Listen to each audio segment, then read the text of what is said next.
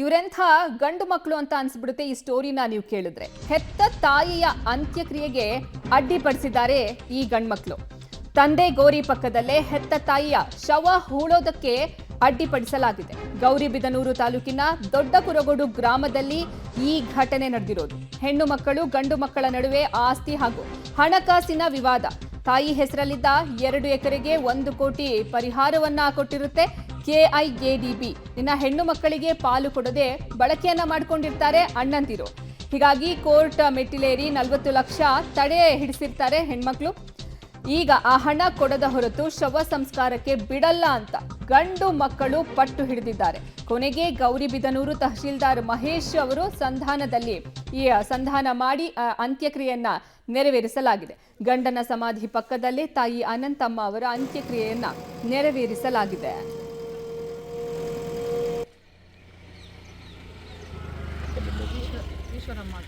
ಅಜ್ಜಿ ಡೆತ್ ಆಗಿದ್ದಾರೆ ಸರ್. ಯಾವತ್ತು? ಅದು ನಿನ್ನೆ 10 ಗಂಟೆಯಲ್ಲಿ ಡೆತ್ ಆಗಿದೆ. ರಾತ್ರಿ 10 ಗಂಟೆ? ಬೆಳಗ್ಗೆ 10 ಗಂಟೆ. ಬೆಳಗ್ಗೆ 10 ಗಂಟೆ. ಬೆಳಗ್ಗೆ 10 ಗಂಟೆಯಲ್ಲಿ ಡೆತ್ ಆದ್ರು. ಫೋನ್ ಮಾಡಿದ್ವಿ, ಹಿಂಗೆ ಅಜ್ಜಿ ಡೆತ್ ಆಗಿದ್ದಾರಪ್ಪ, ಏನು ಮಾಡೋದು, ಬಂದು ನಾವು ಹಾಕೊಂಡು ಬರ್ತೀವಿ, ಮಣ್ಣು ಮಾಡ್ತೀರಾ ಅಂತ.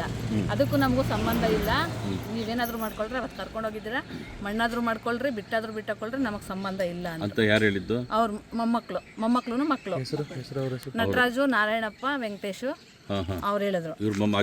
ಚಿಕ್ಕಮ್ಮ ಅವ್ರಿಗೆ ಫೋನ್ ಮಾಡಿ ಕೇಳಿದ್ರು. 1.5 ವರ್ಷ ಆಗಿತ್ತು ಸರ್ ದುಡ್ಡು ಬಂದು. ಯಾರಿಗೆ ಬಂದಿತ್ತು? ಅನಂತ ಅಕ್ಕನಸನಿಗೆ ಬಂದಿದ್ದ ದುಡ್ಡು ಅವರೇ ಎಲ್ಲ ಅಜ್ಜಿನ ಒಳ್ಳೇದು ಮಾಡಿಕೊಂಡು ಎಲ್ಲ ಡ್ರಾ ಮಾಡಿಕೊಂಡು ಅವ್ರ ಹೆಸರಿಗೆ ಎಲ್ಲ ಇದು ಮಾಡ್ಕೊಂಡಿದ್ರು. ಆ ಮುದುಕಿಗೆ ಏನು ಕೊಡ್ದಿರ ಇದು ಮಾಡಿದ್ದಕ್ಕೆ ಆ ಮುದುಕಿ ಹೋಗಿ ಮಗಳ ಮನೆಗೆ ಸೇರ್ಕೊಂಡಿತ್ತು. ಯಾರ್ಯಾರು ಮಾಡಿಸ್ಕೊಂಡ್ರು ಅಮೌಂಟ್ ಟ್ರಾನ್ಸ್ಫರ್ ಮಾಡಿಸ್ಕೊಂಡಿದ್ದು? ವೆಂಕಟೇಶ್ ಗಾನು. ಇವತ್ತು ದೊಡ್ಡ ಕುರುಗೋಡು ಗ್ರಾಮದಲ್ಲಿ ಅನಂತಕ್ಕ ಎಂಬುವರು ತೀರ್ಕೊಂಡಿರ್ತಾರೆ. ಅವರಿಗೆ 2 ಗಂಡು ಮಕ್ಕಳು ಮತ್ತು 3 ಜನ ಹೆಣ್ಮಕ್ಳು ಇರ್ತಾರೆ.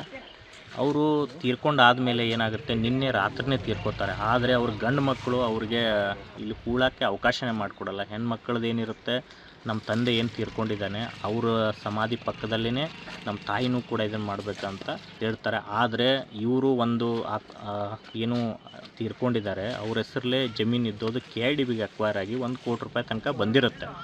ಆದರೆ ಇವರೆಲ್ಲನೂ ಕೂಡ ಅವರವರ ಒಂದು ಸಿವಿಲ್ ಸ್ವರೂಪದ ಅವರೊಳಗೆ ಜಗಳ ಕೋಟಿ ರೂಪಾಯಿ ಸಂಬಂಧ. ಈ ಬಗ್ಗೆ ಹೆಚ್ಚಿನ ಮಾಹಿತಿ ನೀಡ್ತಾರೆ ನಮ್ಮ ಪ್ರತಿನಿಧಿ ಮುದ್ದುಕೃಷ್ಣ. ಸಂಪರ್ಕಕ್ಕೆ ಸಿಗ್ತಾ ಇದ್ದಾರೆ. ಮುದ್ದುಕೃಷ್ಣ, ಈ ರೀತಿ ತಾಯಿ ಹೆಣಾನ ಮುಂದೆ ಇಟ್ಕೊಂಡು ಮಕ್ಕಳು ಜಗಳ ಮಾಡೋದಿದೆಯಲ್ಲ, ಸತ್ರು ಅವ್ರಿಗೆ ನೆಮ್ಮದಿ ಇಲ್ದಿರೋ ತರ ಘಟನೆ ಇದು. ಯಾರಿವರು? ಕೊನೆಗೆ ಈ ತಹಶೀಲ್ದಾರ್ ಯಾವ ರೀತಿ ಸಂಧಾನ ಮಾಡಿದ್ರು ಅವ್ರಿಗೆ? ಖಂಡಿತ ಅರ್ಪಿತಾ, ಚಿಕ್ಕಬಳ್ಳಾಪುರ ಜಿಲ್ಲೆಯ ಗೌರಿಬಿದನೂರು ತಾಲೂಕಿನ ದೊಡ್ಡ ಕುರುಗೋಡು ಅಂತ ಗ್ರಾಮ. ಆ ಗ್ರಾಮದಲ್ಲಿ ಅನಂತಕ್ಕ ಅಂತೇಳಿ ಈಗ ಸತ್ತಿದ್ದಾರೆ. ಆ ಅಜ್ಜಿ ಮತ್ತೆ ಅವರ ಗಂಡನ ಹೆಸರು ಮಾಲೂರು ಅಶ್ವತ್ಥಪ್ಪ ಅಂತೇಳಿ. ಇವ್ರಿಗೆ 6 ಜನ ಮಕ್ಕಳು ಒಟ್ಟು. ಅದರಲ್ಲಿ 4 ಜನ ಹೆಣ್ಣು ಮಕ್ಕಳು, 2 ಗಂಡು ಮಕ್ಕಳು. ಅವ್ರ ಹೆಸರು ನಟರಾಜ್ ಅಂತೇಳಿ ಮತ್ತೆ ನಾರಾಯಣಪ್ಪ ಅಂತೇಳಿ ಗಂಡು ಮಕ್ಕಳ ಹೆಸರು.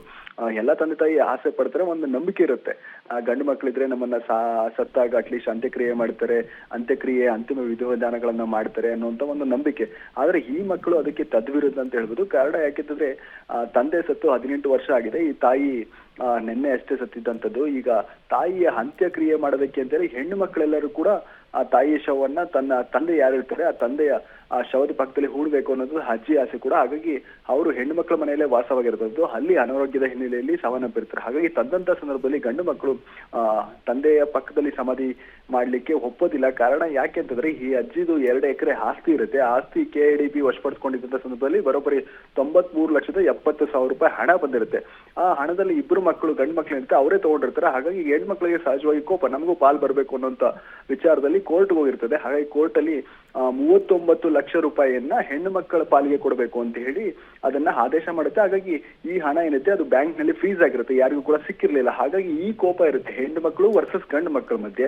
ಹಾಗಾಗಿ ಇಬ್ಬರ ನಡುವೆ ಈ ಒಂದು ಆಸ್ತಿ ಹಣದ ವಿವಾದ ವಿಚಾರವಾಗಿ ಈ ತಾಯಿ ಸತ್ತಂತ ಸಂದರ್ಭದಲ್ಲಿ ಇವತ್ತು ಊರಿಗೆ ಕರ್ಕೊಂಡ ಸಂದರ್ಭದಲ್ಲಿ ಗಂಡು ಮಕ್ಕಳು ಮಣ್ಣು ಮಾಡೋದಕ್ಕೆ ಬಿಡೋದಿಲ್ಲ. ನೀವು ಹಣ ಏನಿದೆ ಹಣ ವಾಪಸ್ ಕೊಟ್ರೆ ಮಾತ್ರ ನಾವು ಮಣ್ಣು ಮಾಡಕ್ಕೆ ಬಿಡ್ತೀವಿ ಅಂತ ಹೇಳ್ತಾರೆ.